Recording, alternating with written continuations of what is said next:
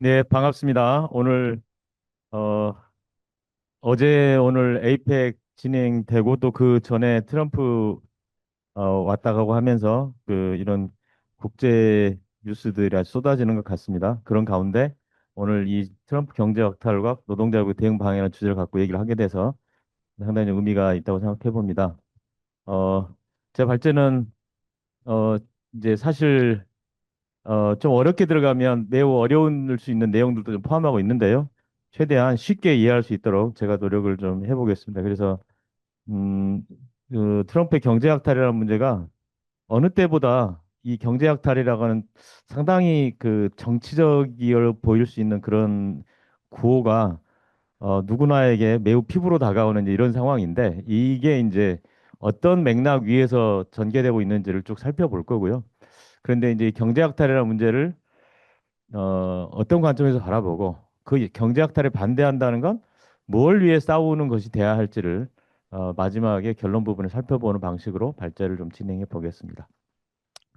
올해 트럼프가 이제 두 번째 임기를 시작하고 나서 우리는 과거에 정말 볼 수 없었던 진귀한 장면들을 연이어 보게 됐는데요. 그 가운데 이제 우리가 오늘 주제로 삼게 된 경제학대라는 측면에서 보자면 대표적인 사건들은 이렇게 좀 꼽아볼 수 있지 않을까 싶습니다. 우크라이나에 젤렌스키를 불러다 놓고, 막 아주 뭐 어떻게 표현해야 되죠? 혼을 냈다고 그래야 되나요? 예, 고성을 지르고, 그러고서 이제 정상회담 판을 깬 다음에, 군사 지원을 중단한다고 온갖 협박을 한 다음 결국 얻어낸 것은 앞으로, 우크라이나에서 개발되는 광물 50%를 그냥 미국이 그냥 집어삼키겠다는 거죠. 예, 광물 협정에 체결하는, 그런 모습을 보여줬습니다. 그 일이 한창 진행되는 동안 이런 이상한 표를 들고 나와서 굉장히 복잡한 무슨 계산에 입각해서 뭐 나온 것 같지만 사실은 이제 그 이른바 이제 무역 적자 비율이 어떻게 되는가를 가지고 그걸 반동갈이 낸 그 계산치를 갖고 세계 각국을 상대로 일방적 관세 부과를 선언했는데 사실은 이 수치조차도 트럼프의 기분에 따라서 뭐 마구마구 10% 15% 올라갔다가 어디는 깎였다가 어 이제 춤을 추고 있죠. 어쨌든 그러면서 한국도 25% 일방적인 관세 부과가 시작되는데 근데 참 재밌는 것은 부과한 관세 이름이 상호 관세라는 거죠. 상호 관세. 어 이 영어로 지금 여기 리시프로컬 테리프스라고 돼 있는데 리시프로컬이 서로 주고받는 관세잖아요. 그럼 원래 미국이 25%를 때리면 다른 나라도 같이 25%를 때리는 게 이제 이 상호 관세인데 말만 상호 관세지 지금까지 어떤 나라도 미국한테 자신들이 얻어맞는 그만큼의 관세를 부과하겠다고 하지 못했고요. 아 중국이 있군요. 중국은 예외적으로 맞불을 넣긴 했죠. 근데 이른바 이제 그 대부분의 미국 우산 아래 있던 나라들은 그냥 일방적으로 그 관세를 얻어먹는 방식으로 가고 있습니다. 어, 그리고 그 관세도 황당한데 그 마구 올려 부른 그 관세를 조금 깎아준다면서 애초에 없었던 관세를 이른바 깎아준다는 명목으로 일방적으로 투자하라. 그런데 이제 그 투자하라고 해놓고 그 투자의 수익은 반반이고 나중에 이제 투자금이 회수되고 나면 미국이 그 투자금 사실은 다 갚겠다. 투자 수익을 다 갚겠다라고 하는 정말 듣도 보도 못한 완전히 그 날강도 수준의 이제 합의를 또 강요를 하죠. 그래서 이제 유럽연합에서 먼저 6천억 달러를 어, 받아냈고 그다음에 일본에 5,500억 달러 그리고 이제 한국에 3,500억 달러 내놔라 이렇게 이제 국면이 진행이 됐는데 한국에 3,500달러를 요구를 했을 때 이 돈이 한국이 가진 외환보유고의 84%나 되는 돈이고 한국의 외환시장에서 1년에 조달 가능한 외화가 2, 300억 달러이기 때문에 3,500억 달러를 트럼프가 요구하는 대로 현금으로 달라고 하는 것은 그것도 선불로 달라고 하는 것은 한국이 줄래야 줄 수가 없는 그런 성격의 돈이었던 거죠. 어, 예, 자, 그리고 이제 이런 얘기들이 한창 진행되는 와중에 우리는 조지아주에서 현대차 엔솔 배터리 공장 건설 현장에서 일하던 한국인을 비롯한 많은 노동자들이 충격적인 모습으로 체포 구금되는 상황을 지켜봤습니다. 이런 것들이 이제 우리한테 가장 피부로 와닿았던 사건들이라고 하겠는데 그러다 보니까 미국의 3,500억 달러 선불 요구에 대한 여론조사를 하니 이게 이제 이번 달 초에 이제 여론조사인데 80%가 부당하다. 이 말은 국민의힘 지지자들도 뭐 절반 이상? 근데 아마 그 이상 음, 부당하다고 생각하는 것 같습니다. 그러니까 평소에 미국을 대단히 어, 좋은 나라로 생각하고 모르겠습니다. 어쩌면 성적에도 한 번, 두 번 휘날렸을 법한 사람들까지도 이거는 말이 안 되는 것 아니냐라고 생각하는 상황이 아닐까 싶습니다.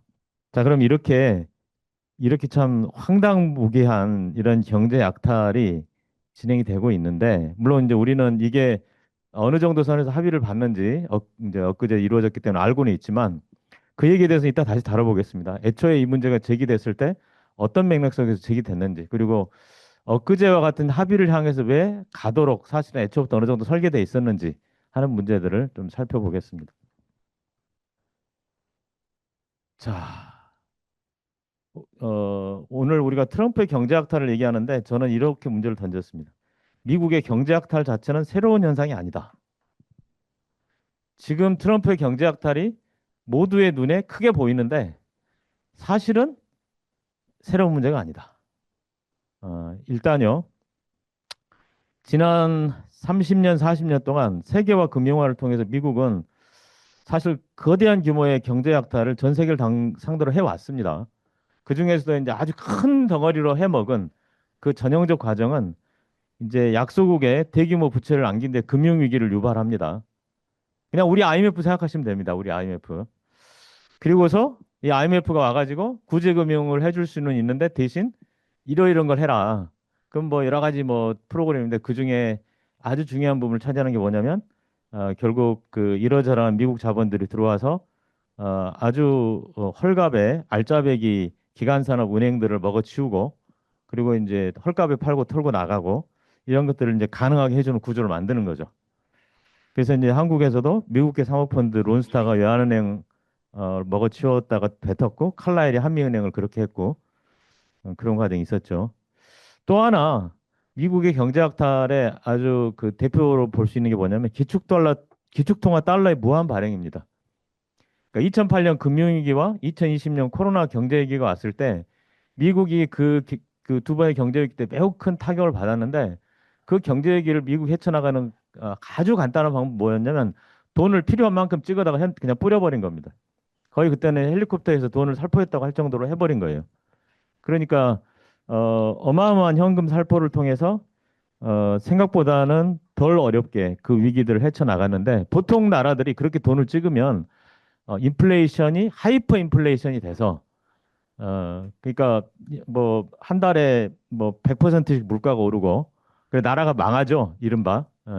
그냥 그 화폐가 도저히 쓸 수 없는 화폐가 돼서 경제가 붕괴하는데 미국은 그렇게 해서 찍어낸 달러가 전 세계로 그냥 퍼져 나가는 거죠. 그래서 달러를 무한 발행한 그 미국의 행위의 대가를 미국이 그냥 치르는 방식이 아니라 전 세계가 감당해야 하고 그리고 그렇게 해서 세계 경제가 불안정해지는 만큼 역설적으로 가장 안정적인 달러 가격이 오히려 치솟는. 그래서 세계 경제를 위태롭게 했는데 오히려 달러는 더 강해지는. 근데 그런 정말 마법을 통해서 경제 위기를 아주 쉽게 전가해 왔습니다. 나머지 세계로. 이런 게 이제 사실은 그 본질을 잘 살펴보면 엄청난 경제 학탈의 과정인데 이제 우리 눈에는 그렇게 잘 보이지 않았던 거죠. 자, 그리고 또 한 가지가 이게 있습니다. 지역적 차별성입니다. 동아시아에서 경제 학탈이라는 문제를 우리가 느낀 것과 중남미가 느낀 것은 매우 다릅니다. 이따가 동아시아 문제를 다시 한번 다룰 텐데요. 어, 이 밑에 도표부터 한번 보시죠. 보시면 이 파란색은 1945년 2차 대전이 막 끝났을 때 1인당 GDP입니다. 그래서 앞에 미국, 영국, 독일, 프랑스까지 이른바 북미 유럽이 있고 그다음에 일본이 있습니다. 그다음에 아르헨티나, 칠레, 브라질, 멕시코, 중남미의 대표 4개국 있고 한국이 있는데요. 아르헨티나를 볼까요? 1945년에 1인당 GDP가 6,943달러인데 어느 정도 레벨입니까? 거의 독일급이죠. 예. 그러니까 중남미 수준이 그랬어요. 물론 아르헨티나가 가장 높긴 했지만. 그런데 이 이제 빨간 선은 2014년인데요. 아르헨티나 어디에 있죠? 예, 한국보다도 훨씬 뒤처져 있습니다. 음, 근데 한국이 2차 세계대전이 끝났을 때 거의 1,000달러가 안 되는 상황이 시작해서 지금 34,000이 올라올 동안 이 상황과 매우 대비되죠. 근데 칠레는 어, 뭐 아르헨티나보다 조금 낮지만 이제 비슷한 그림이고요. 이제 멕시코 정도가 낮아 보이지만 그래도 멕시코도 사실 일본과 별 차이가 안 났거든요. 2차 대전 막 끝났을 때는. 그런데 2014년 왔을 때는 엄청 났습니다. 저에게 뭐냐면 2차 대전 이후 지난 오랜 시간 동안 특히 1980년대 이후 중남미 대륙 전반은 미국에 의해서 지속적으로 아주 고강도 약탈을 당했다고 볼 수 있습니다. 특히 이제 그것이 구조화된 아주 대표적인 사건들이 1980년대 중남미 전반의 금융위기인데요. 이제 1982년 멕시코, 83년에 베네수엘라, 84년 아르헨티나, 87년 브라질 해서 순서대로 금융위기에 처하게 되는데 그 금융위기 자체가 이제 그 맥락을 따져보면 이제 미국의 고금리 정책에서 촉발돼서 이제 거의 반쯤 미국이 만들었다라고 할 수 있는 그런 이제 금융위기인데 결국 그 금융위기 해법으로 강제된 게 이제 뭐 한국이 겪었던 것과 비슷한 신자유주의 세계화 금융화의 전면적 수용인데 대표적으로 민영화죠. 근데 그때 강제됐던 민영화 수준은 한국보다 훨씬 한국의 상상 범위를 넘어섭니다. 그때 민영화를 강제당했을 때 이를테면 아르헨티나에서는 국세청까지 민영화를 했고요. 볼리비아에서는 수도를 민영화했는데 그걸 인수한 미국 자본이 빗물 사용을 금지하는 법안까지 제정하도록 강요를 합니다. 그러니까 수도를 민영화한 다음에 그 급격히 수도력을 올리니까 사람들이 빗물을 쓰니까 그 빗물을 못 쓰게 하는 법안까지. 물론 그래서 이제 엄청난 투쟁이 터지고 결국 이제 그런 건 이제 철회되긴 했으나 어쨌든 그럴 정도로 엄청난 약탈을 당했던 지역이었던 거죠. 어, 자, 그리고 이 미국의 그 경제 약탈은 세계를 상대로 한 수없는 정치 군사적 침탈과 병행돼 왔습니다. 수많은 나라의 쿠데타를 지원해 왔고 직접 군사적으로 침공하기도 했고 그리고 지금도 러시아 우크라이나 전쟁을 배후 조종하고 있다거나 이스라엘의 팔레스타인 집단 학살을 지원한다거나 이란을 폭격하고 베네수엘라에서 여차하면 전쟁을 할 태세로 봉쇄를 하고 있는 이런 모습으로 바로 이 시간에도 전 세계를 상대로 정치 군사적 침탈을 하고 있고 이것과 병행돼 왔습니다. 그러면 트럼프식 경제 약탈은 그냥 원래 하던 그대로를 똑같이 할 뿐이냐? 또 그렇게 말하기는 어렵습니다. 미국은 과거부터 경제 약탈을 수없이 해 왔으나 지금 트럼프식 경제 약탈이 갖고 있는 특징도 분명히 있다. 그걸 이제 저는 이렇게 정리해 봤습니다. 첫 번째, 동의에 의한 지배보다 힘에 의한 지배를 노골적으로 추구한다. 어, 그러니까 그동안에는 이렇게 수없는 약탈을 해왔지만 어, 그럴싸한 논리를 만들었어요. 그러니까 경제가 더 잘 발전하기 위해서는 이렇게 갈 수밖에 없다. 이것이 선진 경제 기법이다. 이런 경제 방식을 받아들여야만 당신들이 경제 위기에서 벗어나서 빠르게 발전할 수 있을 것이다. 지금 이 얘기를 벗어나는 건 우리 말을 듣는 거다. 이런 방식을 취하면서 했고 그리고 이제 어, 그 그런 방식의 약탈을 가능하게 하는 세계은행이라든지 IMF라든지 이런 것들이 그 전 세계의 이러저런 뭐 제3세계 약소국 이런 것들한테 좋은 말로 할 때 말 들어라고 하는 게 가능했던 이유는 이른바 자유주의 국제질서 또는 규칙 기반 국제질서라고 하는 그런 명분이 있었던 겁니다. 우리는 그러니까 저 자유로운 세상을 건설하기 위한 그런 경제를 하려고 하는 거야. 우리는 그냥 뭐 마음대로 하는 게 아니고 나름 분명한 규칙이 있고 그 룰에 의해서 이렇게 하는 거야. 너희들이 지금 잠깐 고통스러울 수 있지만 그건 너희가 그 룰을 위반했기 때문이야. 이렇게 이제 만들어 왔던 거죠. 근데 지금은 그냥 그 룰을 미국이 정면으로 다 깨버리는 거죠. 예. 뭐 WTO를 완전히 무력화 시켜버렸고 미국이 앞장서서. 그러니까 미국이 건설했던 세계 지배 도구인데 WTO 세계 무역기구로 하는 게 그 WTO를 미국이 다 뭉개버린 거죠. 그리고 관세 부과와 투자 강요 같은 아주 노골적인 약탈 방식을 사용합니다. 어, 어, 그러니까 지금은 상당히 날강도 방식인데 과거에는 상당히 세련된 합법적 영업 방식이었다면 이런 차이가 첫 번째 있겠고요.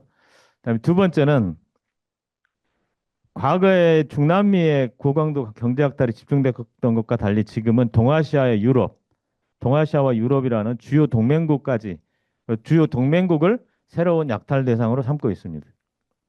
그래서 트럼프 시대에 지금 그 중남미 얘기는 별로 나오질 않습니다.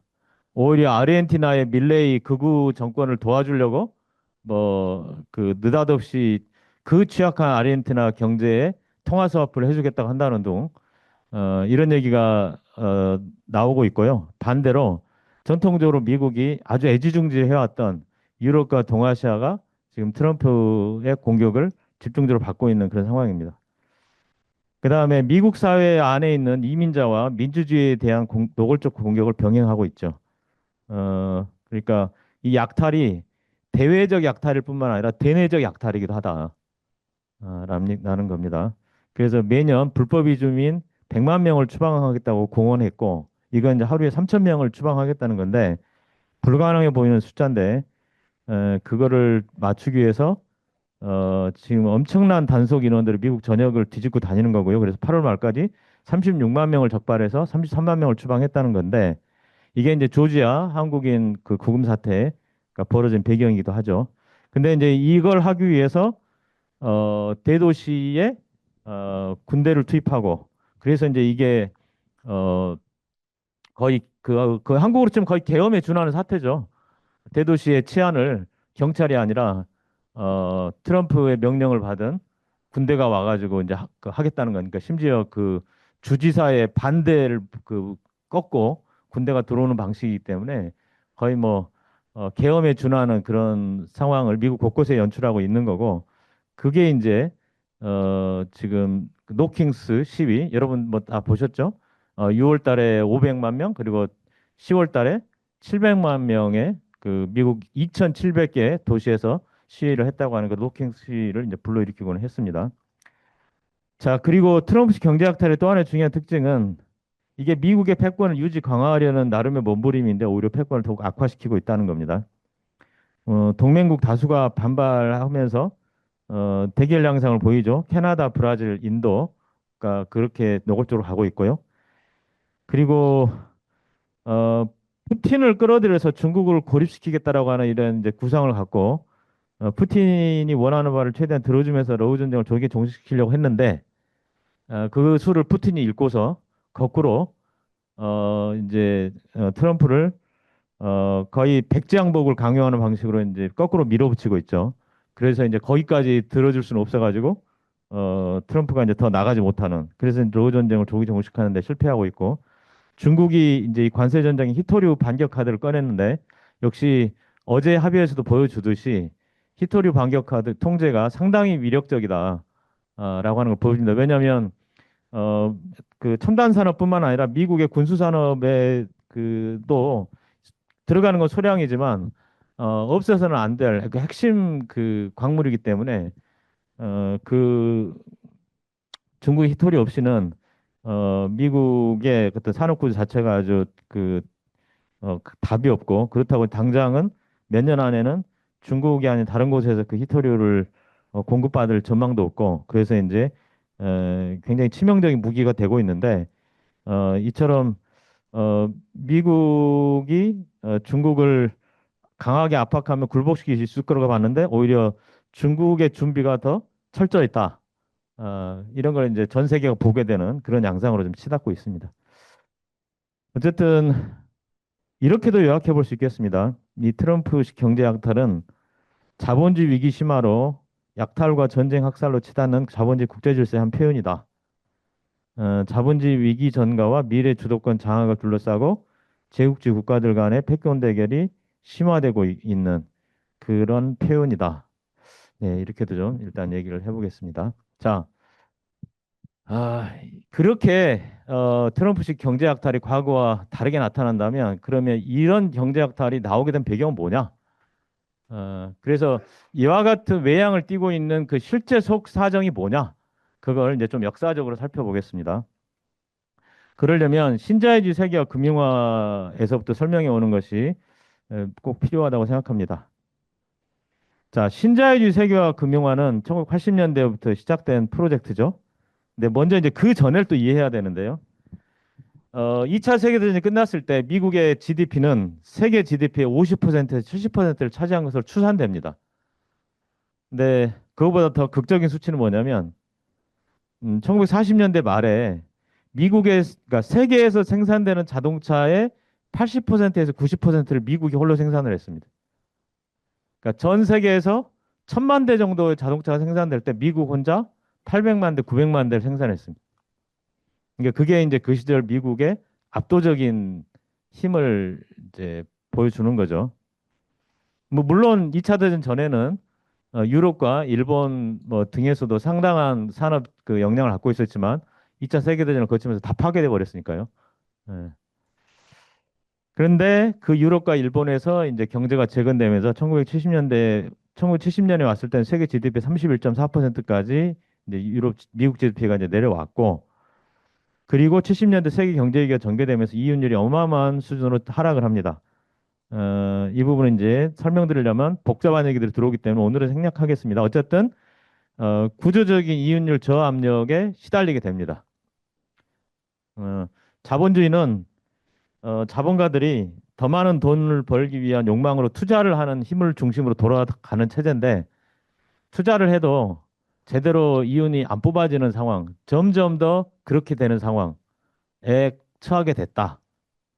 전 세계가 그렇게 됐고 특히 전 세계를 이끄는 미국 자본주의가 그런 상황에 처했다.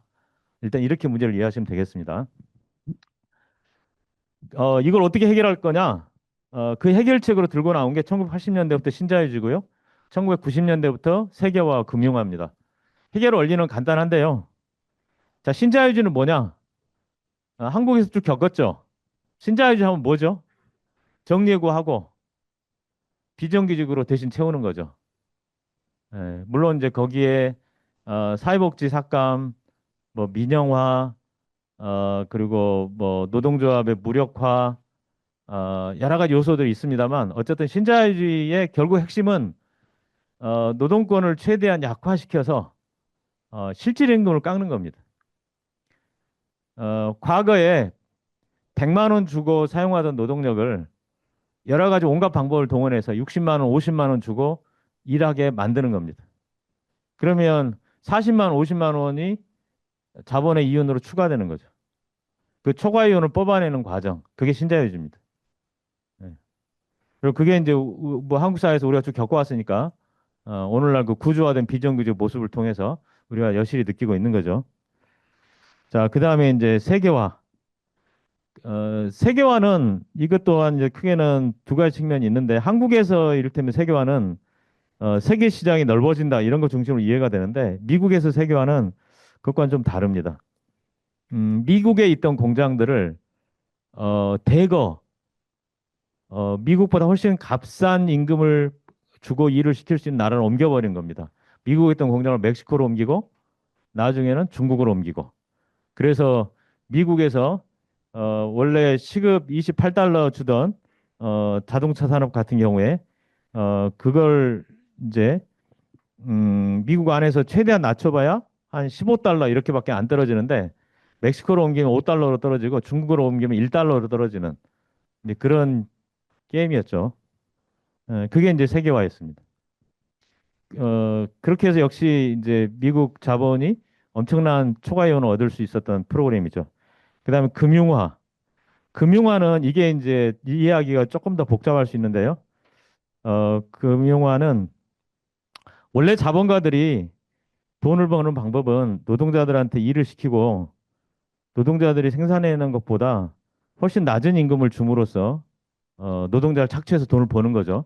그리고 앞서 지금 말씀드린 방법들은 그나마 줘야 될 임금도 더 안 주는 방식으로 초과착취를 해서 자본가들이 어떻게 이제 이윤을 늘렸는가를 보여주는 건데 금융화는 여기에 추가해서 수탈이라는 거 하는 겁니다. 수탈. 수탈은 노동자가 일하고 생산한 그 이행 가치를 착취하는 영역 바깥에서 노동자와 민중이 갖고 있는 걸 갖가지 방식으로 뜯어내는 겁니다. 이게 이게 이제 수탈인데 그 수탈의 방법을 금융적인 방법을 이용해서 수탈한다. 그래서 금융화입니다.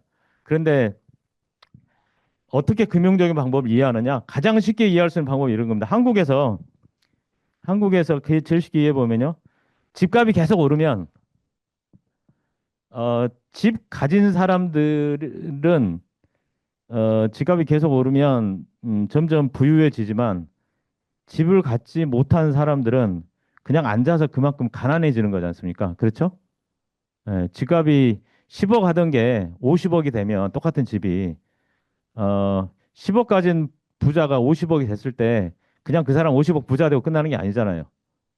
그런 집을 갖고 있지 못했던 사람들이 그런 비슷한 집을 갖기 위해서는 과거에는 10억만 벌면 됐는데 이제는 50억을 벌어야 되기 때문에 그만큼 가난해진 거죠.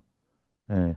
그래서 집을 가진 사람이 10억에서 50억으로 재산이 늘었을 때 그 재산은 하늘에서 떨어진 게 아니고 집을 갖지 못한 사람들한테서 수탈해 간 거거든요. 이해가 되시나요? 구조가? 예. 그럼 이게 이제 부동산이 그러한데 주식으로 옮겨가 볼까요? 주식으로? 예. 주식이 이를테면 평균 10만 원 하던 주가가 30만 원, 50만 원으로 올라갔을 때 이건 역시 그 올라간 만큼 하늘에서 떨어지는 게 아닙니다. 마찬가지 원리로 그런 주식을 갖고 있지 않은 사람들한테서 그 보이지 않는 방식으로 수탈이 가는 거고 왜냐하면 똑같은 화폐를 쓰기 때문에 예. 그 다음에 또 한 가지 그 주식 시장에 뛰어든 개미들을 상대로 또 수탈합니다. 특히 주식은 주식은 수없이 오르락 내리락 하면서 그 주식시장에 들어가 있으면 뭔가 어마어마한 어떤 횡재를 하는 것 같은 환상을 늘 불러일으켜서 참 철없는 개미들이 엄청나게 늘 몰려다니는데요. 그 개미들은 한동안 법니다. 그렇게 즐거워하는 사이에 나중에 계산해 보면 왜 나는 계속 제자리에 있고 남들은 따는 것 같은데 어, 때론 손해를 보고 어쨌든 심지어 상승장인데도 별로 잘 누리지 못하고 특히 하락장이 되면 그 아주 완전히 다 털리는 거죠. 어, 그런 게 이제 금융화의 기본 수탈 구조인데 특히 이제 미국에서 일어났던 금융화의 또 다른 수탈 구조는 이따 설명드리겠지만 한 포토편 보여드리겠지만 이런 것도 있습니다. 어, 퇴직금까지 주식 투자를 원활히 할 수 있는 그 영역으로 집어넣어 버리고요. 그리고서 자본가들이 마음껏 퇴직금 가져다가 주식 투자하다가 그거 날려버려 가지고 퇴직금이 사라져버린 노동자들 부지기수로 발생하게 됐었습니다. 한때는. 또 다른 식으로 또 문제가 어떻게 나타나냐면 보험사들이 떼돈을 벌기 위한 중요한 영역을 하나 찾아내는데 그게 뭐냐면 의료보험입니다. 의료 수가를 계속 올려가지고 의료보험료를 어마어마하게 상식을 벗어날 수는 올려버리는 거예요. 그러니까 미국 가면 의료비가 엄청나게 비싸다는 거 알고 계시죠? 예, 그 엄청나게 비싼 의료비가 만들어진 게 바로 이 금융화의 과정이었는데 어, 그 사람들이 엄청난 의료비를 감당하게 하는 방식으로 또 수탈을 하는 구조가 이제 발생했던 거죠. 그래서 이제 금융화는 다양한 유형의 수탈 구조를 갖고 있어서 상당히 복잡한데요. 어쨌든 어, 제조업에서 착취하는 것만으로는 이런 신자유주의나 세계화 같은 방법을 써서도 충분하지 않았기 때문에 어, 지금 쭉 말씀드린 것 같은 다양한 금융적 수탈 구조들을 동원하게 됩니다. 그게 이제 금융화인데요. 네. 자, 그렇게 해서 신자유주의 세계화 금융화의 3, 40년이 지나갔고 이 시기는 미국 자본가 계급에는 황금기였죠. 이제 그 황금기를 이제 상징하는 장면들은 아이폰을 중국에 생산하는 애플, 중국산 수입품을 가득 찬 월마트, 중국 제조업과 긴밀히 결합된 월가 이런 모습들입니다. 어, 그런데 이 시간이 지난 동안 미국 사회 곳곳에 심각한 문제도 누적되다가 마침내 폭발했는데 그 핵심에는 제조업 비중의 과도한 축소라는 문제가 놓여 있다고 할 수 있습니다.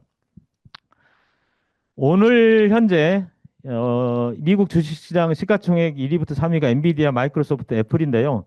이 세 기업이 가지고 있는 공장의 합계는 0입니다. 이 세 기업 다 자기 공장을 하나 갖고 있지 않습니다. 이들은 설계만 하는 기업입니다. 그리고 이제 생산은 다 하청 기업들, 국제적으로 하청 기업에 맡겨서 하는데 설계만 하는 기업이 이 마진의 70%를 차지하는 평균치를 갖고 있죠. 2021년에 미국 제조업의 GDP 비중 10.7%, 한국이나 중국이 28, 27%, 일본, 독일이 한 20%, 19% 이런 수치에 비해서 매우 낮은 수치를 갖고 있습니다. 자, 이제 이 미국 사회 곳곳에 누적된 심각한 문제들, 신자유 세계가 금융을 30, 40년 동안 그게 뭔지를 여러 가지 도표를 통해서 한번 좀 살펴보겠고요. 그러면 미국 자본가들이 왜 어떤 참 그 큰 어떤 변화를 시도하게 됐는지 이게 이제 맥락이 좀 잡히실 겁니다. 자, 이건 생산성 이윤 GDP 하고 노동자들의 임금을 비교하는 건데요. 우선 이 파란 선이 1인당 GDP입니다. 빨간 선은 노동 생산성이에요. 거의 같은 선으로 1965년부터 최근까지 65년 100으로 했을 때 거의 같은 선으로 쭉 간 걸 볼 수 있습니다. 들쭉날쭉 잘 못 따라가다가 언젠가부터 잘 따라가서 이제는 아주 잘 따라가고 있는 이 약간 검어 보이는 선이 기업의 이윤입니다. 1인당 기업의 이윤. 어, 완전히 다른 선들과 달리 축 처져 버린. 그래서 1965년과 지금 거의 변화가 없는 이게 평균 임금입니다. 자, 이렇게 요약해 볼 수 있습니다. 노동 생산성과 어, 그 1인당 GDP는 지속적으로 상승한 반면 그것을 노동자들은 전혀 분배받지 못했다. 그 구조가 매우 심각하게 그러니까 벌어지는. 그러니까 이게 자본주의가 계속 경제가 발전하지만 노동자는 이 경제 발전으로부터 어떤 그 혜택을 전혀 받지 못하는.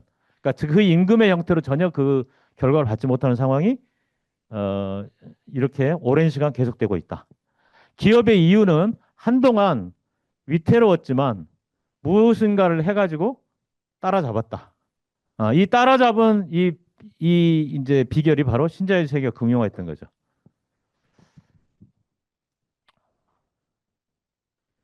자, 그다음에 이건 남성의 중위소득과 4인 가족의 기본 비용의 비교인데요. 1985년과 현재를 놓고 보겠습니다. 그러면 이제 4인 가족 기본 비용이라는 건 뭐냐면 검은 게 이제 검은부터 시작해서 식량, 주거, 의료, 그다음에 차 타고 옮겨 다니는 이동, 교육하고 비교를 했을 때 이제 1985년에는 흔히 이제 남성 1인 가장의 소득으로 이걸 다 감당하고 4인 가구가 먹고 살 수 있었다라는 얘기입니다. 85년까지. 그런데 이제 2020년대에 이르렀을 때는 이게 이제 이 기본을 감당할 수 없는 상태가 됐는데 근데 이 기본이라고 한 것이 지금 빠져 있는 게 뭐가 빠져 있냐면 의류, 옷이 빠져 있었고요. 여행, 저축 이런 게 다 빠져 있습니다. 음. 그러니까 그 맞벌이가 너무나 필수적이고 맞벌이를 해도 사실 지금 이제 이른바 미국의 그 미들 클래스라고 하는 보통의 노동자들 거기는 노동자를 미들 클래스라고 돼 있습니다. 이상하게 그들은 이 의료 여행 저축까지 하고 나면 그러니까 의료 여행까지 하고 나면 남는 게 없습니다. 그래서 저축을 할 수 있는 미들 클래스가 미국엔 거의 없습니다. 한 달 벌어 한 달 쓰고 쓴다. 이게 이제 미국인의 평균적인 삶의 형태가 되어 있는 거죠. 자, 이와 같은 그 경제사회 구조가 오래 지속되면서 지금 이 표는 이제 뭘 보여주냐면 이 파란 선은 알코올 중독으로 인한 사망자 수와 자살 사고로 인한 사망자 수를 합친 수치입니다. 10만 명당 아마 이 숫자라는 뜻일 거예요. 그런데 이 밑에 검은 선이 뭐냐면 마약 중독으로 인한 사망자입니다. 그러니까 마약 중독으로 인한 사망자 수가 1980년대 이후 지금 최근까지 어마어마한 속도로 늘어서 이제 위의 숫자하고 이제 필적하는 수준까지 와 있는 걸 알 수 있고요.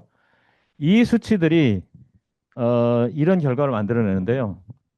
이게 뭐냐면 어, 그 1980년부터 2023년까지 미국을 제외한 어지간한 이른바 선진국들의 평균 수명입니다.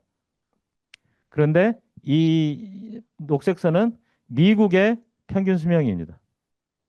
그러니까 이를테면 2023년을 놓고 보면 어지간한 나라들이 다 82, 3세, 82, 3세 정도, 82.5세 정도의 평균 수명이 있는데 이게 미국의 경우에는 78세 이 정도의 평균 수명을 갖게 됩니다.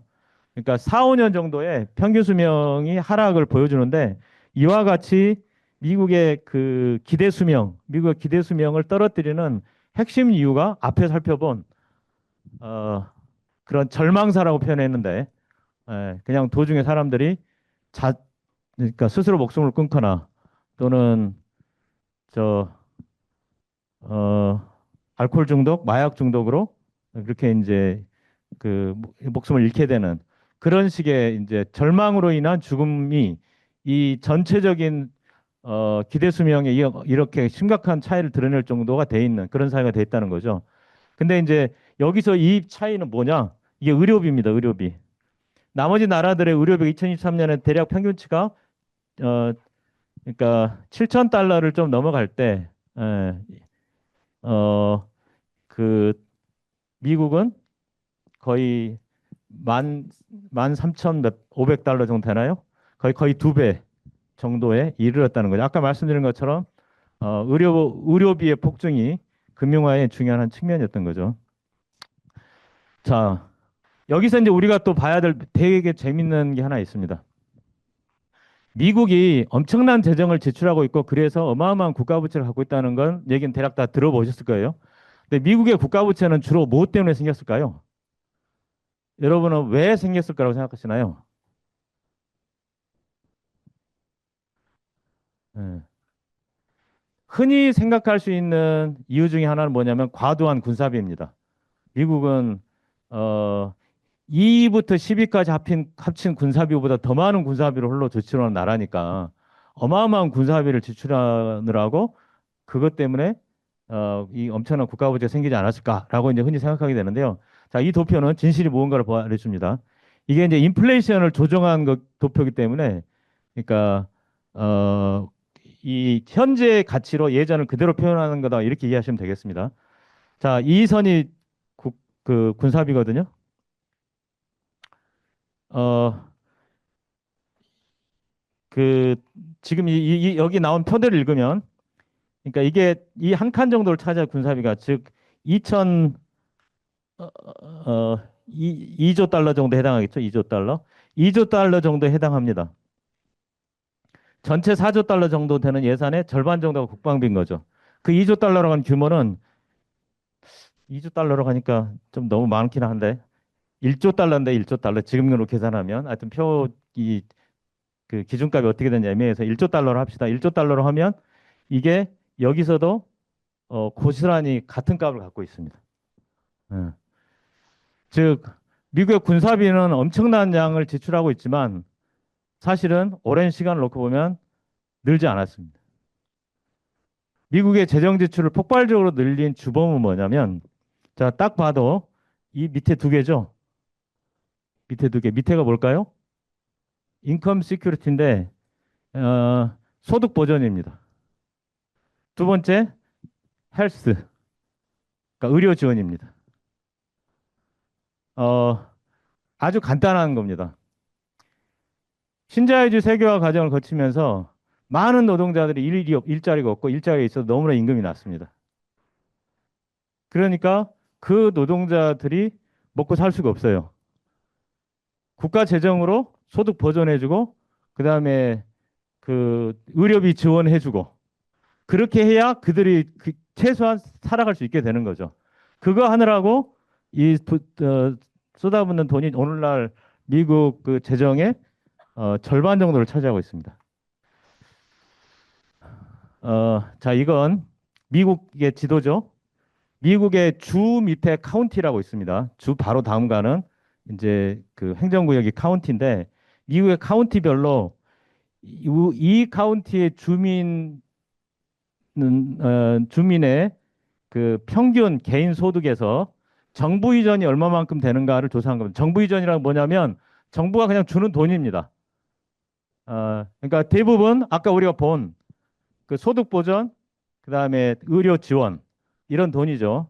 그런 정부 이전이 개인 소득에서 차지하는 몫이 15% 미만일 경우 이 옅은 하얀 푸른색 15%에서 25% 미만까지가 녹색, 25%를 넘어가면 이 노란색 이렇게 표시를 하는데 1970년도에는 미국 대부분의 카운티가 15% 이하였습니다.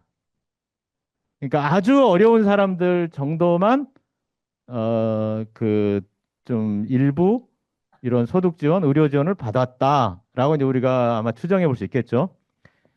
2022년에 이르렀을 때는 노란색이 최소한 절반 이상을 덮고 있죠. 그러니까 대부분의 카운티에서 25% 이상이니까 얼마까지 더 수치가 가 있는가는 모릅니다. 어쨌든 최소한 25% 차지합니다. 소득 지원, 의료 지원 정부한테 받아야 사는 사람들이 25%를 넘어간다. 또는 그 소득 평균치가 그렇다. 어, 그 사람이 25%라는 표현은 정확하지 않을까. 사람 훨씬 더 많을 수 있고요. 그러니까 그 평균치로 봤을 때 그게 25%라는 얘기입니다. 그래서 이제 여기서도 다시 그 얘기를 하는 건데, 그러니까 소셜 시큐리티, 그러니까 사회보장, 그다음에 메디케어, 메디케이드가 이제 두 가지 대표적인 의료 지원 프로그램, 이 다른 거라고 하는 이것 그러니까 또 다른 변형된 이제 소득 지원 프로그램. 그래서 소득 지원과 의료 지원이 오늘날 지금 25년 2분기 미국 재정 지출의 46.2%입니다. 이게 지금 미국 자본주의입니다. 그러니까 이건 미국이 이를테면 사회보장이 굉장히 잘 돼서 요람에서 무덤까지 복지국가이기 때문에 복지주출이 많다는 뜻이 전혀 아닙니다. 여러분들이 조금 그런 어떤 사회적 어떤 좀 감이 있으시다면 이를테면 복지가 매우 후퇴한 오늘날의 유럽보다도 미국의 복지가 훨씬 형편없다는 거는 좀 아실 겁니다. 전체적으로 복지가 훨씬 형편없고요. 매우 험악합니다, 사회가. 이제 한국보다도 결코 이런 복지나 이런 것들이 낫다고 할 수 없는 상태인데 그런데 이렇게 어마어마한 복지 비용을 쓴다? 소득 보전을 하고 의료 보전을 한다? 그건 어디서 온 거냐면 원래 노동자들한테 주어졌어야 할 임금을 너무 많이 강탈해 갔기 때문에 그러니까 원래 임금은 노동력 재생산 비용이잖아요. 노동력을 재생산하라고 주는 게 임금인데 노동 재생산이 안 돼요. 이게 오늘날 현대자본주의의 어마어마한 현실입니다. 노동 재생산이 안 되니까 그들이 다 굶어 죽으면 자본주의가 안 돌아가잖아요. 그러면 자 재생산하게 만들어 주려면 정부가 어마어마한 돈을 쓴 거죠. 근데 그 돈을 하늘에서 떨어졌나요?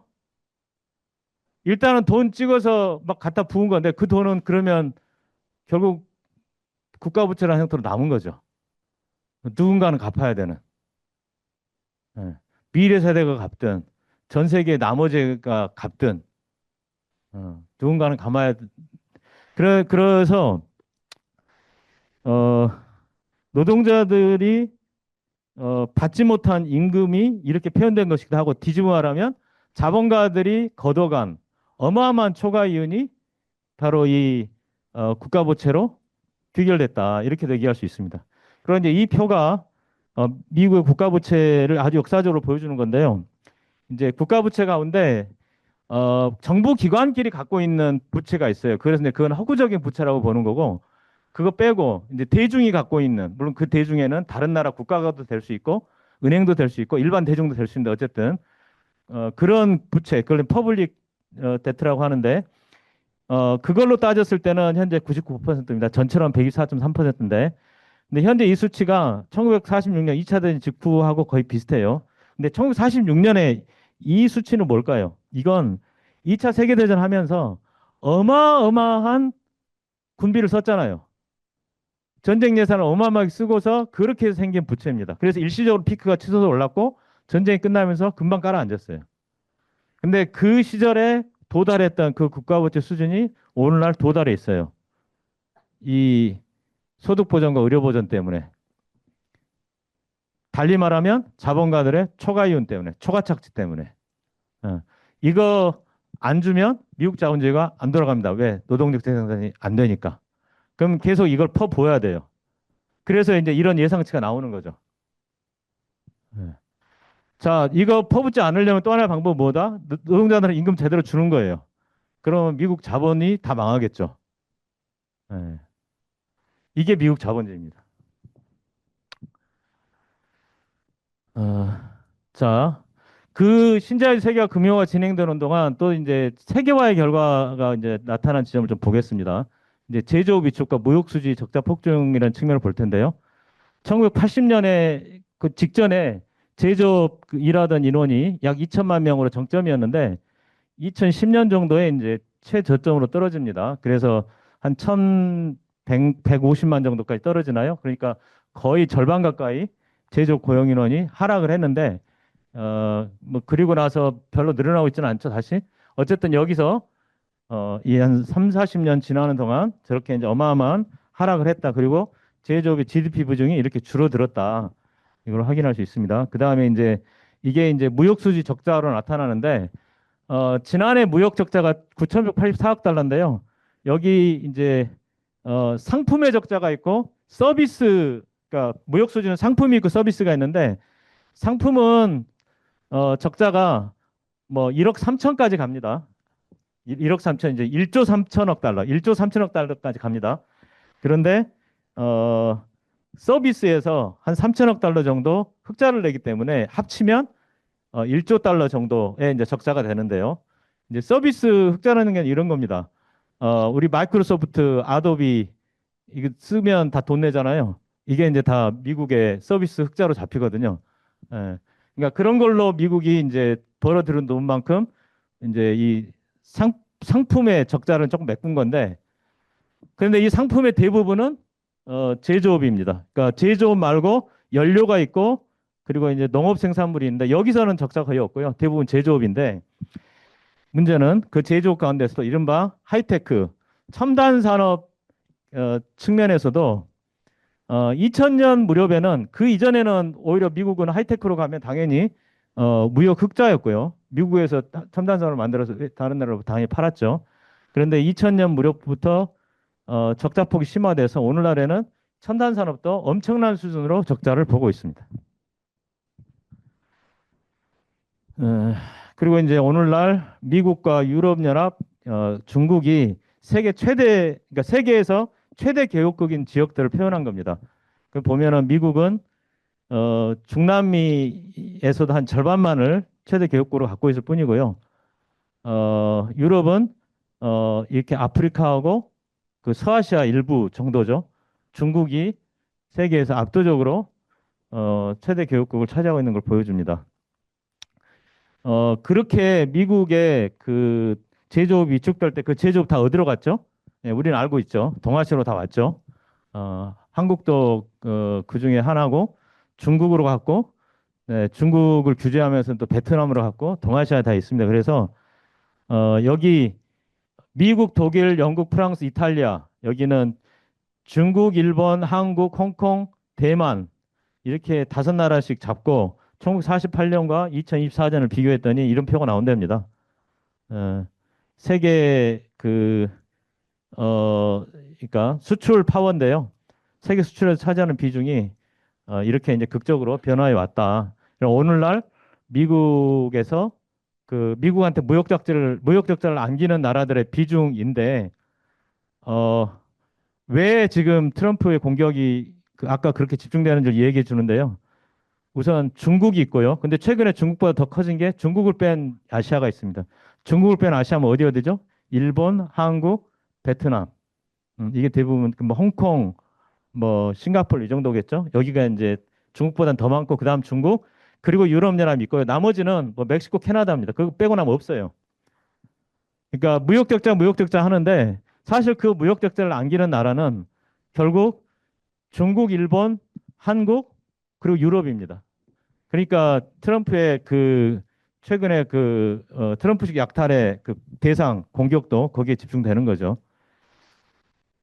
자, 금융화가 그 미국 기업들한테 어떤 걸 의미했는지 이걸 도표는 좀 재밌는 걸 보여주는데요. 여기서 이제 그로우, 서스테이너, 이로더 세 가지 유형의 기업이 나오는데 이건 뭐냐면 어, 그 어떤 기업이 워낙 기업이 잘 나가서 계속 자본시장에서 새로 투자를 받아가지고 점점 몸집을 불리는 거. 이게 그로우입니다. 서스테이너는 그냥 원래 그때 자본을 갖고 고수준에서 계속 가는 거예요. 새로 투자 받지도 않고 그렇다고 그걸 까먹지도 않고. 이로더는 뭐냐면 원래 갖고 있던 자본이 점점점 줄어들어요.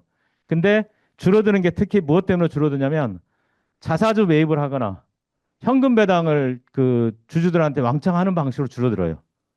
예. 그러면 이로더의 특징은 뭐냐면 음, 그 기업 자체는 뭐 흑자를 내고 잘 나갈 수는 있는데 어쨌든 그 기업은 장기적으로 그 기업 활동을 통해서 장기적으로 계속 수익을 내는데 초점이 있는 게 아니고 그 기업이 가지고 있는 단기적인 성과, 기대치 이런 걸 갖고 여기 투자한 사람한테 빨리빨리 돌려주는 것이 핵심인 거죠. 그리고 이런 유형의 기업은 장기적으로 존속할 수 없는 거고요, 당연히. 예. 그런데 이 이로더가 어, 이 1990년대 이전까지는 굉장히 무의미한 수치로 적었어요. 그런데 이제 점점점 많아져서 이게 지금 2015년 무렵에서 이제 끝나는데 오늘날에는 훨씬 더 올라가 있고요. 특히 이제 빅테크가 다 이 이른바 이로더기 때문에 엄청난 수치가 오늘날에는 올라가 있을 텐데 미국 기업의 주종이 돼 있습니다. 예. 그리고 그로우어는 그러니까 성장을 하기 때문에 계속 자본을 빨아들여야 되는 그 그로우어는 이 긴 시간 동안 거의 늘질 않아요. 실제로 미국이 우리가 전형적이라 생각하는 자본주의 기업 활동을 통한 확장이라는 측면에서는 거의 매우 정체된 상태에 있다. 그렇게 해서 제대로 돈을 버는 기업은 사실 거의 없다. 이런 걸 보여주는 거죠. 왜 금융화를 할 수밖에 없는지, 또 금융화가 어떤 결과를 빚었는지. 자, 그래서 신자유주의 세계화 금융화의 가장 이제 그 충격적인 결과가 바로 중국의 부상이죠. 음, 중국이 미국 GDP의 77%까지 2021년에 쫓아 올라옵니다. 턱 밑까지. 그리고 사실 그 구매력 기준으로 하면 이미 중국 GDP가 미국을 추월해버린 상황이죠. 자, 여기까지 상황을 놓고 이제 미국 자본 가격은 안 되겠다. 제조업을 부활시켜야 되겠다라고 방을 선회하게 됩니다. 우리가 지금 살펴본 이 통계를 다 지들도 알 거 아니에요. 다 지들도 아는데 더 이상 안 되겠다. 근데 더 이상은 안 되겠다라고 하는 판단을 강제했던 사건이 바로 트럼프의 2016년 충격적인 당선이죠. 그때까지 그냥 그러고 살았어요. 계속 뭐 어쩌다 되겠지. 근데 이제는 안 된다. 더 이상 이렇게 갈 수는 없다. 그런 점에서 트럼프는 미국 자본가 계급한테 굉장히 중요한 의미를 갖는 인물입니다. 왜냐하면 봐야 할 현실을 다 보지 않고 그러니까 뭐랄까요? 밑둥이 썩어 나가는 걸 다 무시하고 있을 때 진실을 말한 사람이기 때문에 트럼프가. 그래서 이제 트럼프가 하는 힘이 있다고 보고요. 그 황당한 짓 하고 사는데 왜 그가 이제 이른바 모종의 지도를 갖는가를 이제 보여주는 거죠. 자, 그런데 그 이후로 이제 그 지금 트럼프 바이든 트럼프 정책 트럼프로 오면서 결국 이 제조 부활 정책이 지속되는데 구체적인 양상은 다르지만 본質적 측면 동일하고요. 근데 이제 이 트럼프 당선 계기가 됐는데 결국 그걸 다른 측면으로 보면 뭐냐면 미중 패권 대결을 복격합니다. 그러니까 만약에 중국이 미국을 코앞까지 떠차오는 상황이 아니라면 이 모든 걸 무시하고 갈 수도 있어요.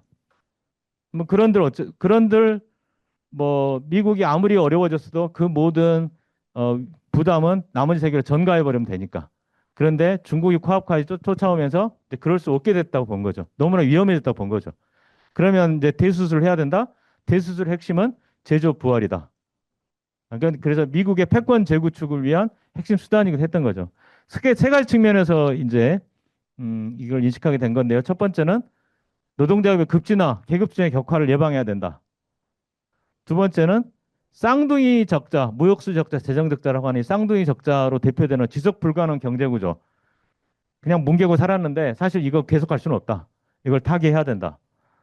세 번째는 미국 패권의 유지 및 재구축. 특히 첨단 기술과 군사력에서 우위를 확고히 해서 중국 올라오는데 확실히 밟아야 된다. 어. 자, 이러한 세 측면에서의 필요성을 인식하고 이제 제조업 부활을 본격적으로 이제 추진하게 된 거죠. 근데 특히 이제 미국 패권 이위주 및 재구축이라는 측면에서 음, 그 어, 해군력 문제가 이제 나오는 거고 해군력 다른 내역과 달리 해군력만큼은 이미 중국의 군사적 측면에서 이거 추월당하고 있다라고 보기 때문에 이 해군력을 재건하는 문제가 매우 중대한 문제로 인식되기 이제 시작했던 거고요. 자, 어, 조금 설명을 조금 자세히 하려고 했더니 시간이 벙벙벙 가가지고 제가 이제 좀 당황스럽네요. 예. 자, 자, 트럼프 일기 정부와 바이든 정부 때 제조업 부활을 나름대로 시도했는데 어떻게 했느냐? 트럼프 일기 정부 때는 미국 자본이 갖고 있는 해외 공장 다 회수하라는 쪽으로 갔습니다. 해외 공장 회수해 오면 어마어마하게 세금 혜택 줄게. 세금 다 감면해 줄게. 그래서 실제로 상당한 그 자본이 해외에서 돌아왔는데 문제는 그렇게 돌아온 자본이 새로 공장은 거의 안 지었고 대부분 자사주를 매입했습니다. 자사주 매입하고 자사주 매입이 뭔지 아시죠? 자기 회사 주식 사는 겁니다. 그렇게 하면 주가가 확 올라가거든요. 예, 그래서 그 주주들은 자사주를 매입하면 주가도 올라가지. 그런데 그 올라간 주가를 나누는 비율에서 자기 몫이 더 커지지. 그래서 주주들한테는 엄청 좋아지거든요. 근데 이제 경제적으로는 아무 쓸모가 없는 짓이고 부의 낭비죠. 어마어마한 낭비죠. 소각이죠. 근데 그 트럼프가 그 엄청난 감세 혜택을 줘서 제 기억에 2조 달러인가가 그 회수가 됐는데 전부 사실상 전부 자사주 매입하는 데 들어갑니다. 그래서 주식 가격만 올리고 끝납니다. 그래서 이제 바이든 정부가 들어왔을 때 저런 식으로 해서는 안 된다. 그래서 바이든 정부가 새로 세운 정책이 뭐냐면 기억나시죠? 인플레이션 감축법, 반도체 과학법. 보조금 줄게. 미국에 투자해라. 그러니까 아이고야 죄송합니다. 어, 그 미국 공장 건설을 유도하는 겁니다. 물론 이때도 강제적 성격이 일부 내재돼 있었지만 전기차 보조금 줄 테니까 미국에 생산하라고 해놓고 대신 원자재 부품은 무조건 미국에서 조달해야 된다. 중국산은 안 된다. 그다음에 이제 반도체 과학법에서는 그 기대 이상 수익은 미국 정부가 공유하라는 등 시설에 대한 안보기관 접근을 허용해라. 즉 언제든지 기술 탈취를 해갈 수 있다. 회계자료 제출, 중국엔 제조 설비 투자 금지. 사실 오늘날 트럼프가 내세우는 약탈적 성격은 그런 점에서 단지 트럼프만의 것이 아니라 이미 바이든 시절부터 내재돼 있었던 거죠. 근데 어쨌든 이 바이든의 제조 부활 정책은 상당한 투자 유치를 해냅니다. 한국도 한국 기업들이 2020년 그러니까 트럼프 말기에 147억 달러였는데 23년에 280억 달러까지 늘었어요. 바이든 정부 기간에 어, 총 한 1,000억 달러 투자를 했다고요. 한국에서 일자리 47만 개를 만들었다고 합니다. 그래서 미국에서 2020년대 24년에 제조업 건설 지출이 3배로 급증합니다. 그게 이제 이 표인데요. 어, 이게 이제 공장 짓느라고 들어가는 비용을 계산한 건데, 어, 요게 2020년 수준인데, 지금 2024년에 여기까지 올라와서 3배입니다. 어, 어, 그러니까 400억 달러, 2,400억 달러 이렇게 나오겠네요. 그렇게 들어가고 있다고 합니다. 그런데 이제 문제는 뭐냐?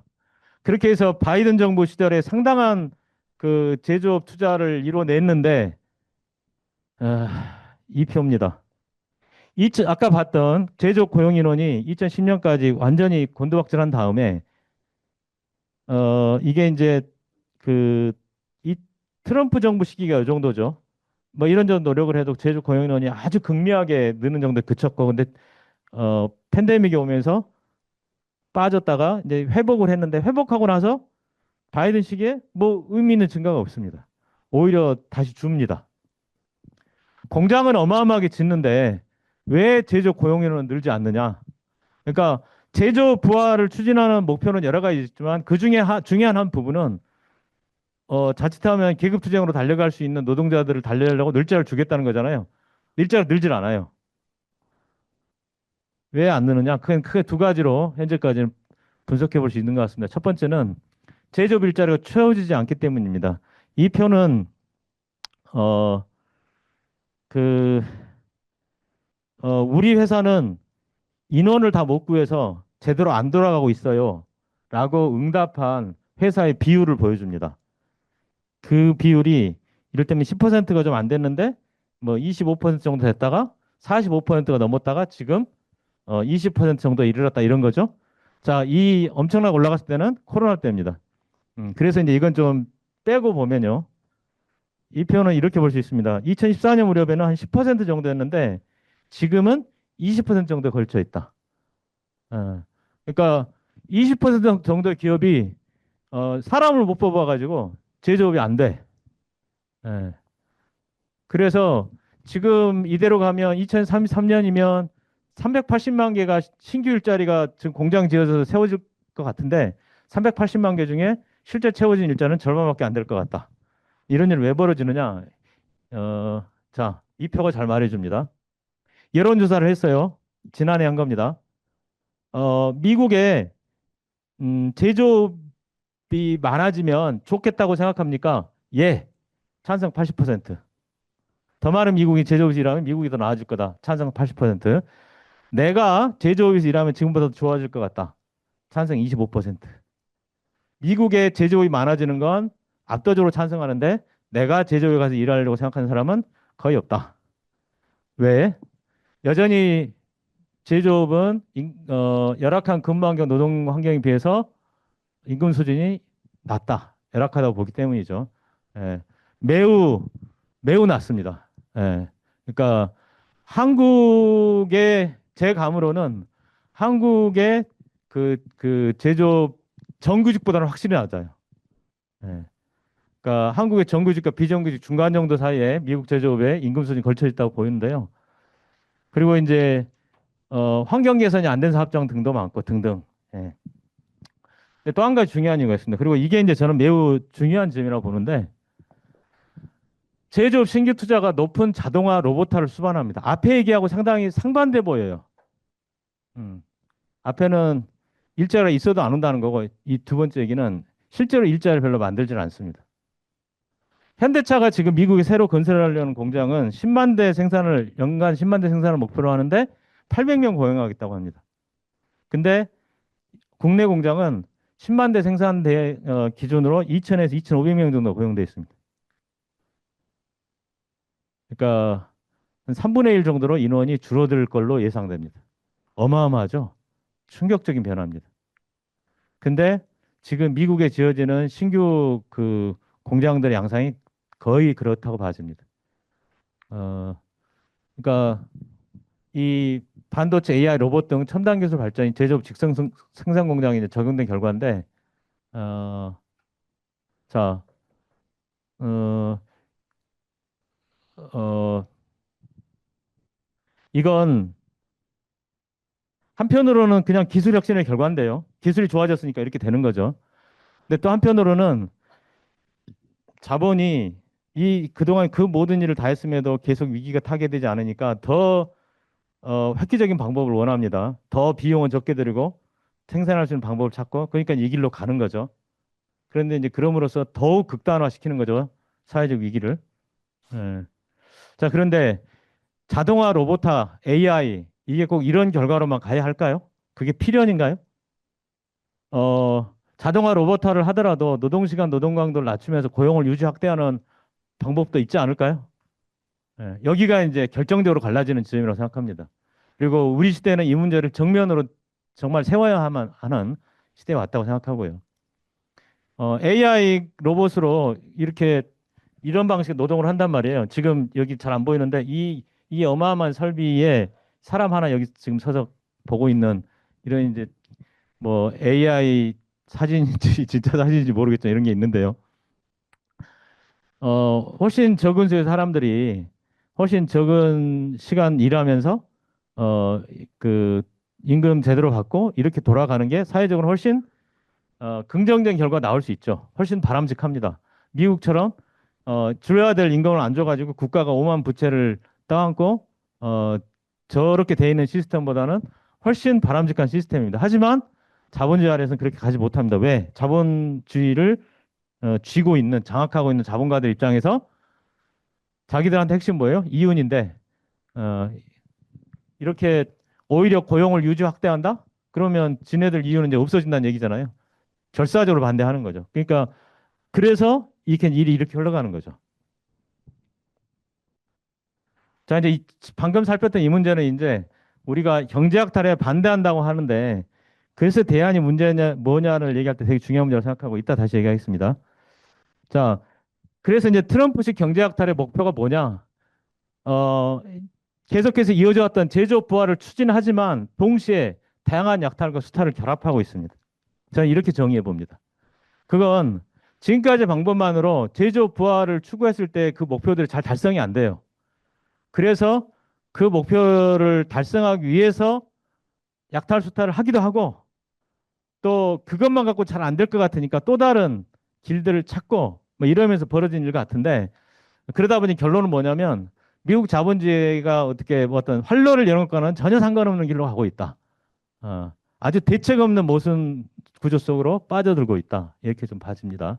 어쨌든 제조업 유치를 하는데 이제 막 팔을 비틀어서 하는 투자 강요를 통해서 제조업 유치를 해보겠다는 거고 그리고 이제 그 이제 무역 수지 완화, 국가 부채 완화 이런 걸 위해서 대규모 관세 부과를 통해서 관세 수입을 뭐 인위적으로 끌어올리고 그리고 또 한 가지 중요한 게 금융거품 팽창입니다. 사실 이 문제는 트럼프만의 것은 아니고 일기 트럼프 그리고 바이든 지금 트럼프 계속해서 이어져 오는 정책인데 그러니까 이런 겁니다.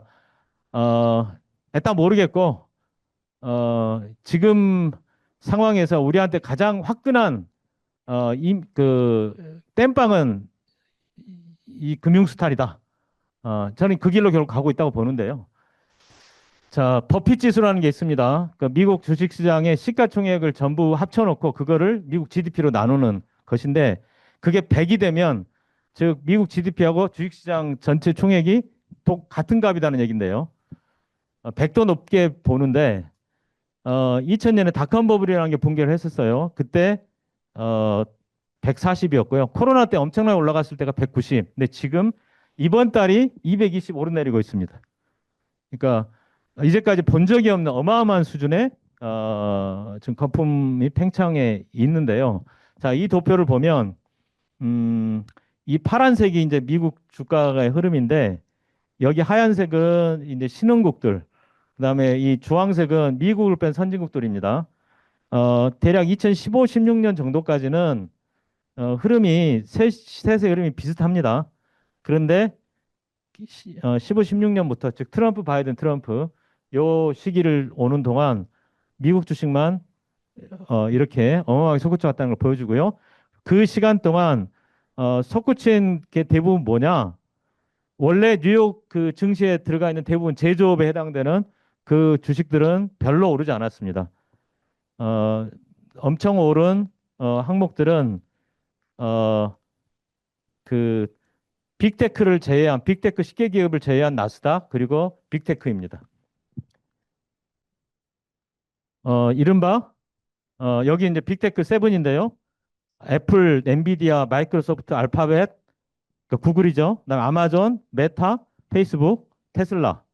요 빅테크 7대 기업이 지금 2000년부터만 치더라도 얼마나 어마어마한 양상으로 폭발하고 있는지 보여주는데요.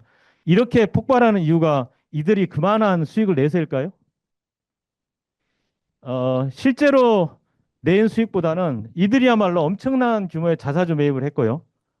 예, 그리고 그 실제 그 AI 등과 관련해서 이제 기대인데 그냥 기대를 조작하는 거죠. 그러니까 그 예, 예. 또 한 가지 영역이 이제 이른바 그 암호화폐죠. 비트코인, 이더리움 그리고 나머지 스테이블 코인과 나머지들 어마어마한 규모의 지금 그 거품은 팽창시키고 있습니다. 자, 트럼프 경제학탈 한국 자본주의 얘기로 넘어가 보겠습니다. 어, 중남미가 그렇게 엄청 그 지속적 약탈을 당할 때 동아시아 몇 개 나라들은 오히려 특별한 후원을 받았습니다. 냉전 때문에. 냉전이 끝나고 난 다음에도 세계화 시기에 미, 중이 협력하면서 좋은 조건으로 작용했고, 그래서 한국은 지속적인 경제 발전을 했고 경제적으로는 제국주의 수준에 올랐죠. 정치 군사적으로 미국이 종속됐지만 이 그래프가 프랑스, 이탈리아, 영국, 독일, 미국하고 한국의 그 1인당 GDP의 변화를 보여주는데 미국 일러놓고 변화를 보여주는 거죠. 극적으로 따라잡은 걸 이제 보여줍니다. 그래서 오늘날 삼성, 현대차, SK, LG 이 특히 네 개 대자본은 글로벌 시장의 거대 초국적 자본으로 성장한 상태죠. 자, 미국의 제조업 부활 추진하는 갖는 의미가 뭘까요? 한국의 이 거대 초국적 자본들한테. 예. 어제, 엊그제, 엊그제 그 트럼프하고 그 이재명이 타결을 한 다음에 어제는 젠순왕, 그러니까 엔비디아의 총수죠. 젠순왕이 한국의 정의선, 이재용하고 뭐 무슨 생맥주 파티를 하면서 별쇼를 했죠. 그게 뭘 상징할까요? 예. 그러니까 미국 제조 부활 프로젝트에서 현대, 삼성, SK, LG의 위치는 결코 만만치 않습니다. 이를테면 미국에 지금 짓고 있는 배터리 공장은 사실상 다 한국 자본 겁니다. SK, LG, 삼성. 그리고 그 배터리 공장은 뭐 빅3부터 뭐 일본차, 독일차, 한국차를 거의 다 커버할 분위기고. 예. 그리고 이제 현대차가 또 따로 들어가고요. 아, 이거 제가 처리를 안 해가지고. 참. 어, 자, 지금 9월 현재 미국에 건설 중인 한국 공장이 22곳이라고 해요. 현대차 정의선이 올해 3월, 4월 두 차례 걸쳐서 미국에 260억 달러 투자를 약속했죠. 이건 이런 거죠. 한국의 대자본이 미국에 이미 상당한 공장을 건설하고 있지만 더 엄청난 공장을 건설해서 이제 미국 자본의 일부로 편입되면서 더욱 강력한 초국수 자본으로 거듭날 가능성입니다. 예.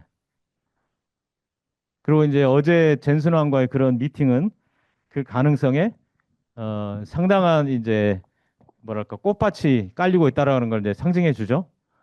근데 이제 엊그제 타결되기 전까지 이제 상당한 어떤 그 가능성으로 또 동시에 존재했던 건 뭐냐면 한국 대자본이 지금껏 그 쌓아올린 기술과 자본을 미국 자본한테 약탈당하고 그래서 추가 성장 동력을 상실할 가능성이었습니다. 특히 이제 조지아주 한국인 구금 사태는 이제 그런 걸 상징했죠. 음, 돈은 다 내게 하고서 이제 음, 자기들 마음대로 이렇게 해가지 않을까. 자, 그게 이제 지난 3개월간의 줄다리기의 핵심 내용인 거죠. 예. 그래서 처음에는 선불로 3,500달러 내라 한국에서는 175억 달러만 현금 투자하겠다라고 시작해서 결국 결론은 매년 200억 달러 한도 내에서 2천억 달러를 내겠고 마스가 조선업 쪽에 1,500 달러를 투자하겠다. 근데 이게 이제 결국 의미하는 바가 뭐냐? 저는 이렇게 정리해 봤습니다. 어, 한국 대자본이 미국의 패권 재구축을 위해서 미국 자본의 일부로 편입돼가는 과정에 관련한 여러 가지 그러니까 양해 조건들이 서로 합의가 됐다. 그래서 그 과정을 원활히 하게 하기 위해서 앞으로 한국 정부가 매년 200달러씩 갖다 바친다. 예. 그걸 토대로 해서 한국의 대자본들은 이제 초국적 자본으로 날아간다. 예. 미국 자본가격은 그것을 기쁜 마음으로 받아준다. 그럼 대신 그렇게 해서 미국에 이제 사실상 이제 조공으로 갖다 바치는 그 약탈당하는 그 금액은 고스란히 어, 이제 한국 노동자 민중의 부담으로 남는다. 어, 이게 이제 엊그제 타결한 내용이 아니겠나 이렇게 생각을 합니다. 자, 그러면 이제 결론에 대해서 얘기를 해보겠습니다. 그럼 이런 상황 앞에서 노동자유는 어떻게 대응해 나가야 되느냐? 먼저 민족주의가 아니라 노동자 국제주의라고 하는 문제를 던져봤습니다. 자, 이건 올 봄에 UAW 미국 전미 자동차 노조 원래는 굉장히 오랜 시간 동안 어영 노조였는데 2023년에 이런 오랜 활동을 해온 민주파 세력들이 잡아서 민주파 노조로 바뀌었어요. 그리고 2023년에 파업을 해서 나름 상당한 성과를 내기도 했습니다. 그 파업을 해서 오히려 치면 그 비정규직에 해당한 노동자들 상당 부분을 정규직을 만들었거든요. 어, 그런 투쟁도 했던 그런 노동조합인데 이제 트럼프가 이제 그렇게 말도 안 되는 관세 이거 부과하겠다고 발표했을 때 UAW의 숀 페인 위원장이 이렇게 공식적으로 발표를 합니다. 자, 전미 자동차 노조는 수십 년 동안 반노동자적 무역 정책을 바로잡는 좋은 출발점으로서 미국의 제조업 일자리를 보호하기 위한 공격적인 관세 정책을 지지한다. 결국 트럼프의 관세 정책을 지지한다. 뭐 이유는 그게 노동자한테 좋을 테니까. 그게 미국의 제조업 일자리를 보호하니까. 자, 이걸 보면 아마 이걸 보고서 한국의 노동자가 어, 잘한다, 잘한다, 지지 할 수 있는 노동자 별로 없을 거예요. 왜냐하면 이걸 보면 바로 보이죠, 모순이. 예. 아니, 미국의 노동자들의 일자리를 지켜야 되겠다는 건 이해가 되는데, 그걸 위해서 관세 정책을 지지한다고? 그런 방식으로 미국의 노동자들 일자리를 지켜야 돼? 그게 노동자의 정신이야? 한국의 노동자들은 바로 그렇게 생각이 들죠. 이제 자, 이걸 한번 볼까요? 이제 민주노총이 미국의 경제수탈 저지 노동자 서명을 받으면서 이제 이제 뿌린, 그러니까 그때 사용한 이제 웹 포스터들입니다.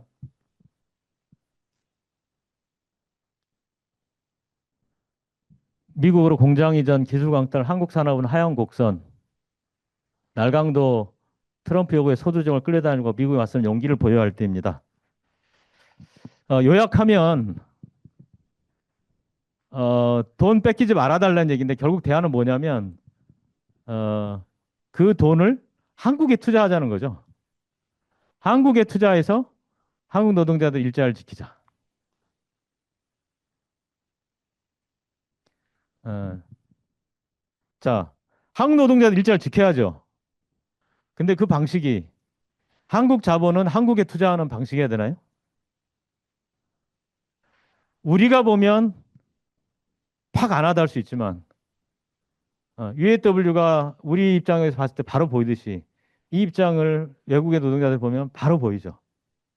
한국의 노동자들이 자기 권리를 찾기 위해서 저 방식으로 해야 돼? 그렇게 가면 세계 노동자들 단결이 가능하겠습니까? 예. 결국 다 그 자본가들이 노동자들을 휘두르고 사는 게 되는 거죠. 자, 그래서 트럼프가 약탈하는 거 분명히 맞는데 뭐에 대한 약탈인지부터 분명히 정의하자. 한국 전체를 약탈하는 거냐? 그렇지 않다.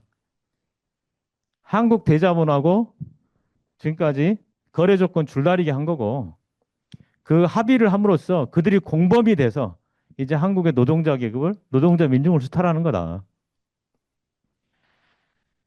그렇다면 우리의 대응 또한 노동자의 국제연대 관점에서 해야 된다. 이 트럼프의 약탈이라고 하는 건 결국 미국 노동자 민중에 대한 자본의 수탈, 착취, 한국 노동자 민중에 대한 자본의 수탈, 착취와 한 몸인 거다. 그래서 트럼프에 맞서서 한국, 과로하면 자본가닥의 노동자. 그 트럼프에 맞서 한국이 맞선다가 아니라 민주노총이 이번에 내걸었던 방식처럼 그게 아니라 트럼프를 비롯한 세계 자본가격에 맞선 세계 노동자격에 맞선다.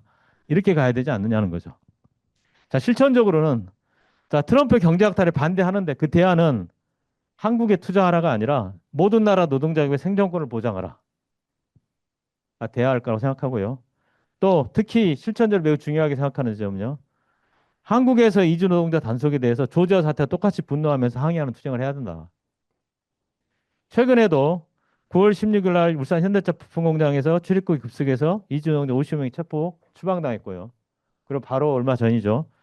대구 성서공단에서 출입국 단속을 피하던 이준용 한 명이 목숨을 잃었습니다.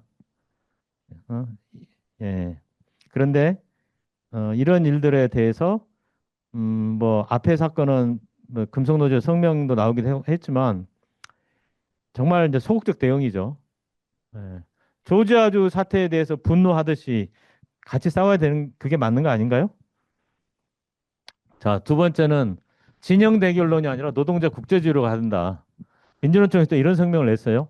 세계는 탈미자주로 전환하고 있다. 탈미자주. 예. 그건 미국과 이제 좀 대립각을 보인다고 생각하는 중국, 이른바 브릭스, 그 나라들이 참 멋있어 보이고 그 나라들 속에 희망이 있고 그 나라들이랑 같이 하면 대안이 될 수 있다. 이 생각을 딱 반영한 표현이잖아요.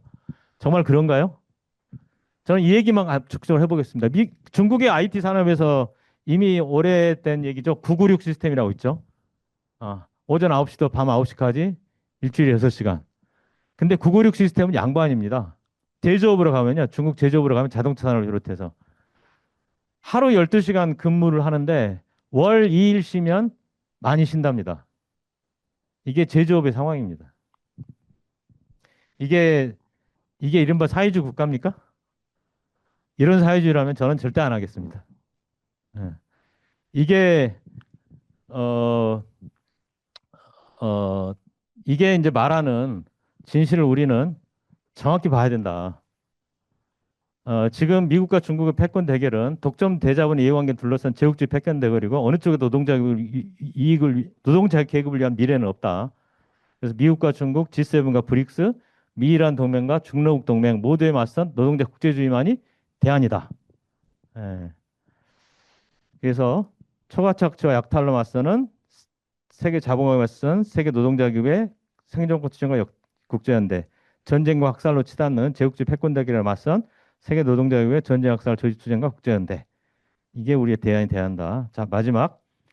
자본주의 위기 전가에 맞서 생존권 투쟁과 사회주의 전망으로. 아까 그 로보타 자동화 관련한 문제입니다. 과거에 자본의 이윤추구 논리가 상당수 노동자들에게 일자리를 만들어주던 시절도 있었습니다. 하지만 지금은 자본주의가 너무너무너무 심화돼 있고요. 이제는 자본이 뭔가 대규모로 투자한다고 하면 그거는 새로 일자리를 만드는 게 아니고 기존의 일자리마저 파괴하는 것일 수밖에 없습니다. 이게 극심하게 하락한 이윤율을 끌어올리는 그들 나름의 자구책이거든요. 사회가 어떻게 망가져도 말든. 예. 영화 어쩔 수가 없다 최근에 보셨는지 모르겠는데요. 거기서도 이제 이런 문제들을 나름 고발하고 있죠. 자, 현대차 자본이 미국 공장 대신 중국 공장이 아니, 국내 공장에 투자하면 그래서 노동자한테 살 길이 열리는 거냐? 미국 공장에 그렇게 엄청난 어떤 그 노동력을 줄이는 방식의 투자를 계획하고 있을 때 현대차본은 국내 공장에서 어떤 계획을 갖고 있느냐? 국내 공장 일자리 수를 대폭 줄이기 위한 구조조정을 사실상 지금 준비하고 있습니다. 전기차 신공장이 최근에 완성공이 됐는데 이 신공장에 기존 1공장부터 6공장까지 인원을 일시적으로 보내서 이쪽 공장을 비워서 그 사이에 그 유휴화된 그 공장을 다양한 방식으로 구조정해서 그리고 그 핵심은 대폭 인원을 줄여서 그 전기차 공장 갔던 인원이 다시 돌아오고 뭐 이런 방식으로 계속 순환해가지고 기존 공장들의 인원을 대폭 줄이려고 하는 구조정 프로그램 임용공학이 다 나오고 있는 상황입니다. 자, 노동자의 단호한 생존권 투쟁만이 일자리의 유지 확대를 이룰 수 있다. 이 기술 혁신이 노동시간, 노동강도 저하, 고용 유지 확대로 기결되게 만들어야 하고 그런 방향에서 모범적인 생존권 투쟁을 건설하고 이런 투쟁을 국제적으로 확산시켜 가야 된다. 그러니까 그래서 지금 우리가 이제 얘기하는 게 그 투자에 대한 얘기가 나오는 거잖아요. 투자. 근데 그 투자가 결국 무엇을 결과로 만드는 투자해야 하는지에 대해서 우리 이런 얘기를 해야 한다는 거죠. 이런 걸 요구하고 이 결과를 만들어내라. 어느 나라에 투자를 하건. 그리고 이제 특히 주의해야 될 점은 그 투자를 한국에다 할 거니 미국에다 할 거니 이런 걸 둘러싸고 다가서는 거냐 이런 문제랑 똑같습니다. 투자를 신규 물량을 1공장에 줄 건지 오공장이 줄 건지, 신규 물량을 울산공장이 줄 건지, 아산공장이 줄 건지 가지고 노동자를 다투기 시작하면 어떻게 됩니까? 그 노동조합의 단결이 있겠습니까? 이렇게 얘기하면 금방 알아듣죠. 근데 한국과 미국 사이 얘기하면 헷갈리죠. 왜? 민족주의를 아직 우리 노동자들이 대중적으로 잘 극복하지 못했기 때문이죠. 예. 자, 투자를 위한 자본과 유착은 노동자를 분열시키고 단호한 생존 구성을 방해할 뿐입니다. 노동자국이 실제로 투자를 좌우하는 건 국가 권력을 장악할 때 가능하겠죠. 그때가 되면 노동자 민중의 생존권과 사회적 필요 모두 해방을 위해서 생산을 전면적으로 재편할 수 있겠죠. 자, 그날을 위해서도 지금 오늘의 현실에서부터 잘 싸고 나가야 될 것 같습니다. 좀 길어졌네요. 이상으로 마치겠습니다.